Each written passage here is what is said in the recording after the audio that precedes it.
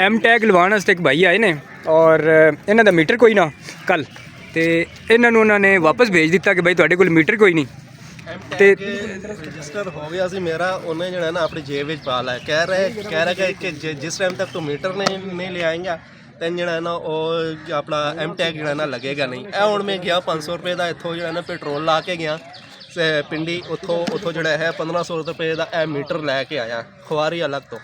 ਤੇ ਤੁਹਾਨੂੰ ਲਵਾਉਣ ਦਾ ਵੀ ਖਰਚਾ ਆਣਾ ਇਹ ਮੀਟਰ ਇੰਸਟਾਲ ਕਰਵਾਉਣਾ ਚਲੋ 50 ਰੁਪਇਆ ਉਹਨੇ ਵੀ ਲੈ ਹੀ ਲੈਣਾ।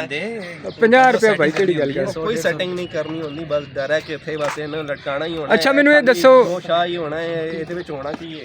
ਅੱਛਾ ਚੱਲਣਾ ਤੇ ਹੋਇਆ ਇਹ ਦੱਸੋ ਕਿ ਗਵਰਨਮੈਂਟ ਕਹਿੰਦੀ ਹੈ ਕਿ ਬਈ 250 ਰੁਪਏ ਦਾ ਸਸਤਾ ਹੈ, ਠੀਕ ਹੈ, ਇਹ ਤੁਹਾਨੂੰ ਕਿਤਨੇ ਦਾ ਪੈ ਗਿਆ ਐਮ ਟੈਗ ਜਿਹੜਾ ਹੈ? ਮੈਂ ਇਸ ਟਾਈਮ ਤੱਕ ਜਿਹੜਾ ਨਾ 2000 ਰੁਪਇਆ, ਇਹ 250 ਇਹ ਤੇ ਜਿਹੜਾ ਟਾਈਮ ਜਿਹੜਾ ਨਾ ਖਰਚ ਹੋਇਆ ਤੇ ਉਹ ਅਲੱਗ ਤੋਂ। ਕੱਲ ਜੋ ਹੈ ਨਾ दिन 1 ਵਜੇ ਤੋਂ ਲੈ ਕੇ ਜਿਹੜਾ ਨਾ ਸ਼ਾਮੀ ਜਿਹੜਾ ਨਾ 7 ਵਜੇ ਤੱਕ ਤੇ ਇੱਥੇ ਜਿਹੜਾ ਨਾ ਖੱਤੇ ਰਹੇ ਜਾ ਕੇ 7 ਵਜੇ ਨੰਬਰ ਆਇਆ ਹੈ। 7 ਵਜੇ ਜਦ ਨੰਬਰ ਆਇਆ ਮੈਂ ਕਿਹਾ ਚੱਲ ਯਾਰ ਹੁਣ ਤੇ ਐਮ ਟੈਗ ਜਿਹੜਾ ਨਾ ਲਾ ਹੀ ਦੇਣਗੇ ਕਿਤੇ ਨਾ ਕਿਤੇ। ਇੱਥੇ ਨੰਬਰ ਪਲੇਟ ਤੇ ਲਾਈਟ ਤੇ ਲਾ ਦਿਓ, ਇਸ ਉੱਤੇ ਵਾਲੀ ਲਾਈਟ ਤੇ ਨਹੀਂ। ਅਗਰ ਜਿਸ ਬੰਦੇ ਦਾ ਮੀਟਰ ਨਹੀਂ ਹੈ ਤੇ ਕੋਈ ਹੋਰ ਜਗ੍ਹਾ ਕੋਈ ਨਹੀਂ ਐਸੀ ਜਿਹਦੇ ਗਵਰਨਮੈਂਟ ਵਾਲੇ ਕੋਈ ਲਾ ਸਕਣੀ ਆ ਤੇ ਉਹਨਾਂ ਦਾ ਕੰਮ ਹੈ ਨਾ ਇਹ ਜਦ ਐਮ ਟੈਗ ਲਵਾ ਰਹੇ ਤੇ ਇਹ ਨੰਬਰ ਪਲੇਟ ਖਤਮ ਕਰ ਦੋ, ਲੈ ਦਿਓ ਤੇ ਲਾ ਦਿਓ।